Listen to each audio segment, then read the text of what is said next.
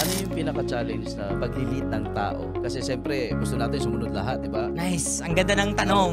Like, iba-iba yan eh. Iba-iba yan. Ano yung pinaka-challenge na nagawa mo na solusyon? One thing, kung magaling ka sa pagdadirect, and it's another thing, kung magaling ka sa network building. Doon papasok ang real talaga na network building. Sa akin naman, sa mga challenge ko talaga, is kung makaka-encounter ako ng isang tao na parang hindi gaanong mabilis sa network. Kasi parang mabilis man ako, parang dito ko siya na-try nga, oh my God, everyone is my pacing sa network nila. So, dun ko pala nasabi na, okay, mas need mong i-adjust ang patience mo sa pagturo mo sa tao na to when it comes to that. Parang yun yung naging tumatak sa akin. Kasi nagkaroon ka ng standard na since mabilis ka, parang thinking mo, dapat mabilis ka rin.